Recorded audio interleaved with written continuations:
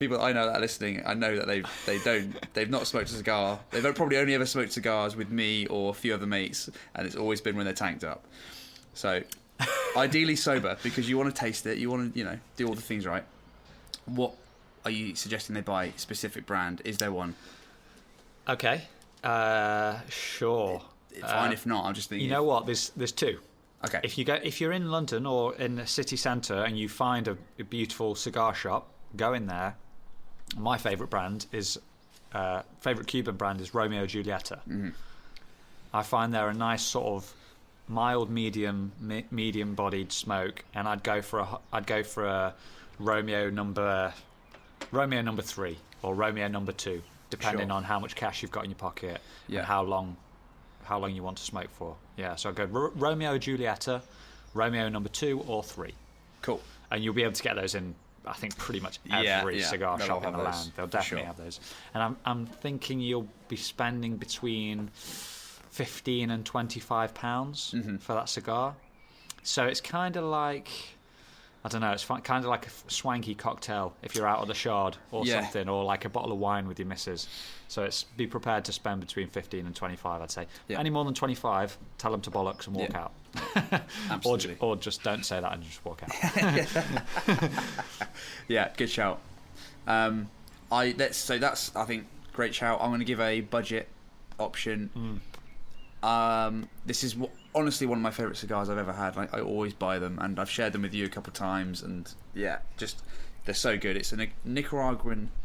Now, I don't know if this is the right term. There's a lot of terms with cigars, and I know Purito or Purito is like possibly a shape, but basically what I'm trying to say is that it's all Nicaraguan tobacco in it, not a mixture.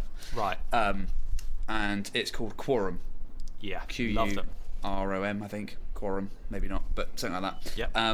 And they come in every shape. You can get Churchills, Torpedoes, you can get Coronas, Petite Coronas, all that stuff. Yeah. And the bang for a buck is just out of this world. It's amazing. They taste so great, and I've had a lot of them, and I feel like I can taste certain things in them that I haven't been able to pick up in others, and I've really enjoyed.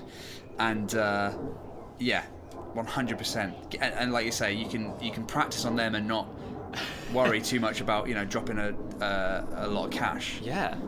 Because you know I don't know about you, but like if my first cigar was like 15 quid, like I want to go into that ready. You know what I mean? Yeah, for sure. They're a perfect workup to a cigar that you're going to really enjoy and just like not worry about too much. Yeah, definitely. And I just again happened upon them in a international sampler. Nice. And it was my favourite in the sampler, so I bought more of them. And that's the story's gone from there. But yeah, so Cora and Robustos are great. Oh. And I think if you buy a pack of if you buy a bundle of maybe 10, they work out like nearly just under £6. Yeah, it's like something silly. And that's not a small cigar, by the way. People listening, that's a good size cigar. Yeah, that'll last you an hour at least, depending on how. Yeah. And if you're in Malaysia Airport, in Kuala Lumpur. Their tobacco shop is insanely cheap. I bought a pack of 10 Robustos for I think 20 quid. Wow. So that's averaging out, I think it's like £22. Just over £2 a stick. That's insane. That is amazing. Like the only thing that stopped me buying more was I think there's a limit on how many you can bring back. I didn't want to get done for like customs or whatever, but I should have bought way more. But yes, so nice. Guys, if you're interested, hit us up. If you have any more questions about tobacco or cigars, I know Adam, I would say you're more of an expert on cigars than I am, definitely. But hit us up with any questions. Hit us up with photos of you smoking. Yeah, please do, because we love talking about it. Especially we'll repost for sure. 100%. Let's do it. I think it's time for another beer. What do you write? Oh yeah. Let's move up. Okay, so we're going 1,000-yard stare now. Okay, so we're still Roosters Brewing Co. Okay. 1,000-yard stare. This is a hazy pale ale, 5.4. In fact, we forgot to mention the incredible branding on this as well. Like, it looks so sick. It does look good. It does look really, really good. They've got a fantastic logo with a rooster on it. And just the branding on each beer really looks appropriate to the name which I love. I'm all about the full package when it comes to stuff that I consume. It's got to look good as well. Yeah. Right. And it sure does. Roosters Brewing Co. In fact, and they were established in 1993 as well. Oh. So I'm older than this company. Yeah, same here, just. Fantastic. Okay, so hazy pale ale. Let's see. Let's see how hazy it really is. Yeah. Oh yeah. So now you can see we've actually got stogies in our mouths, which is also something cool that you can do when you're smoking a cigar. 100%. For anyone that doesn't know, stogie is a slang term for a cigar. Yeah. If you've ever watched an Arnold Schwarzenegger video where he's talking about cigars, he always refers to them as stogies, basically. Oh, that is a... Is it hazy? That's a shocking pour, but it is hazy. I cannot see through this. Oh, man. Can't see the road through this. Oh, my gosh. What does that smell like? Man, it's bright. I love it. It's got lots of fruity notes, lots of citrus notes. Yeah, but it's more like either a dried pineapple rather than like a fresh one. It's like a bit more dry for me. Like yeah, it's got that sort of crystallized pineapple. Yeah, that's it. You got sort it. of flavour. Yeah, nice. In fact, it's gluten free as well. This look, if you're a celiac, holy hell, you can drink it if you're gluten free. Amazing. Gluten intolerant. Neither of us are, but good to know if we ever become gluten intolerant. God, I hope not. Well, we know we're fully covered by Roosters Brewing Co. if we do. Oh, I'm starting to. I'm starting to sort of know people. Oh, definitely lots of pineapple in there as well.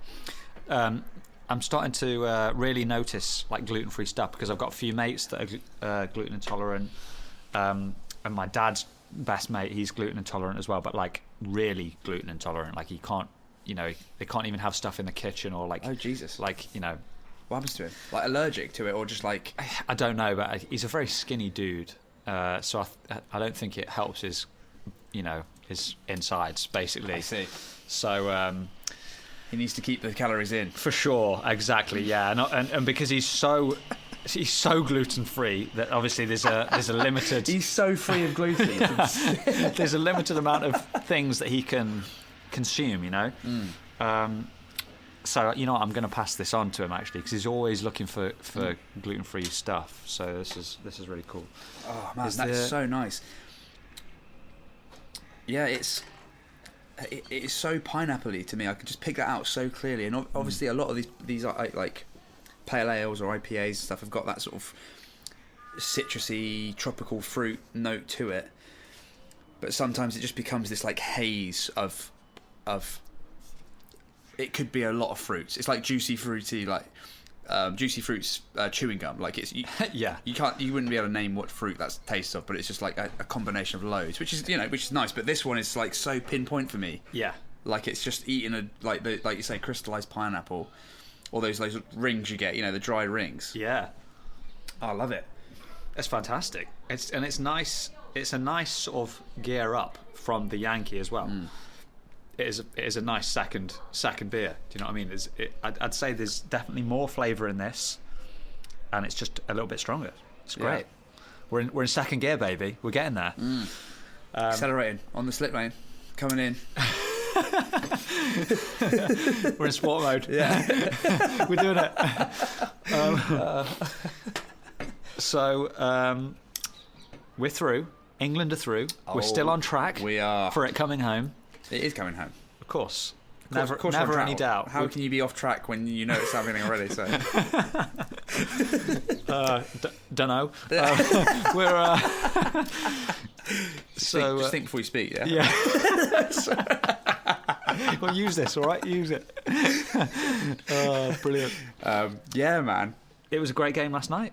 The first half was great. The second half was okay. I mean, we've still not conceded in the tournament, so I think we're on track. We may not be the most exciting team in the world, but sometimes you've got to do that. Sometimes when Germany have won the World Cup and stuff in the past, or countries like Italy. I think Italy won it a few times ago, didn't they? And they played a very boring game to get to the World Cup final, and they didn't really impress anyone, but they still won. Yeah, and I think that's kind of what Gareth's going for. I think so. Which kind of is fine. It's fine as long as we get a couple of fantastic moments of brilliance from Sterling, like we did last night. There was some fantastic play from Sterling. There was. I think I've got like a mixed feelings about Sterling. I don't know about you. Really? I just feel like I do love him, and obviously, you know, he's like our goal scorer of the of the competition, you know. But there's a couple of times I saw him give up. Yeah. Pretty massively. Was that when Kane worm burned it in? Yeah. And it's literally sat behind him. Yeah. I think it was offside though. I think he clocked that it was offside.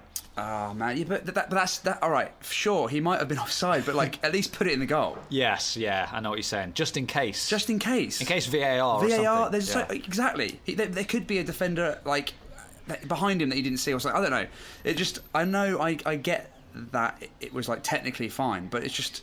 I don't know. The defender sure as hell didn't leave it up to like the linesman. True. You see what I mean? Like the defender got rid of it pretty quickly. You know, just so things like that just annoy me a little bit. But you know, hey, I can't complain. Like he's the only reason at the moment.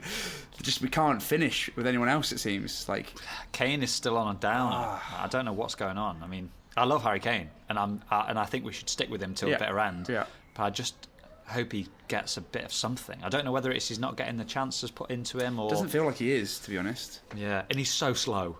Yeah, I mean, that's why. He's not that old, though, is he? He's younger than me. Yeah, I don't know how old he is, but... He's 28, 29 something, so he's like he should still be able to run, but he's so slow. So, yeah, up your pace, Harry, if you're listening to this. Absolutely. But we still love you. That's not a diss. Definitely. You know who I was super impressed with? Saka, yeah. He was so good, man. He was a threat. Just getting the ball in, and he's so quick. And he's fast. Yes. Man. There was moments where, like, these through balls were going through, and he's well behind the defender or midfielder, whoever he's up against at the time, and he's just outpacing them like nothing. Yeah. I was excited just watching him, 100%. So impressed. Yeah. You know what? I'll be honest, I'd never heard of him. Me neither.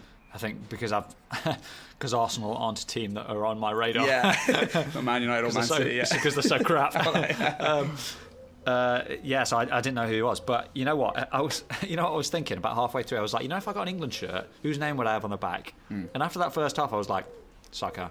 Really? Yeah, man. Fair play. Because he was so impressive. I know I only saw one game with him in, but yeah, I thought he was awesome. I think he should start next game. Rashford, terrible. Yeah. Just rubbish. He's not even. Sorry. He's only coming on like at half time or like even later now. So he's not really getting a huge amount of time. Yeah, true. To be fair, but yeah, I was talking to some mates when I was watching the game at the weekend, and who are much better football fans than I am. They know a bit more, and they just said like, listen, because I was complaining that he wasn't on starting. Yeah. And they were basically saying like he doesn't finish games like whenever he's on the pitch you don't rely on him to win a game. Right. If that makes sense. Like, he might get the odd goal here and there, but he's not winning the game. It's always someone else. Like, even in Man U, like, it's Fernandes or someone else, or Cavani or someone. So, and when they said that, I couldn't argue against it, so kind of makes sense. And what is it, Grealish, that he's sort of the guy he replaces, and he was doing great. He set the goal up, eh? Grealish is brilliant. He's so good. He's like our Beckham. He's like modern day Beckham. Looks like him too, a little bit. Yeah, he's brilliant. Yeah. Love him. In fact, I think there's a game tonight, right, to find out who we're going to play? Yeah. So we're going to get either France, Germany, Portugal and then the very slimmest of chances of Hungary. Yeah. But who are you wanting to face? Germany, mate. I want to play Germany, and I want to thrash them 5-1. Emil Heskey, Michael Owen, get all the boys back. We've got a game on. Pick your kit up, get down to Wembley. Neville, put that microphone down, mate, all right? Just, You're on. Yeah. Yeah, okay, I like it. So that's not the tactical decision, necessarily, but, I 100% agree, for the spectacle of it. And I think the fire in an England player's gut when they're playing Germany is like twice as strong as any other team. And I think we need that. Yeah, we do. If anything, this group stage has shown me is, more than I already knew, is that England needs to win to show up. Yeah. Because beat Croatia, great. Huge. Problem with that is it instantly takes so much pressure off the team. You can tell. Because they're going in against Scotland like they're the big boys. And Sterling, like, you listen to him in the after-game reports, and the reporter's like, do you feel like you've earned your place in the team? And he looks at her like, What, you're kidding me? Like, obviously, like, come on.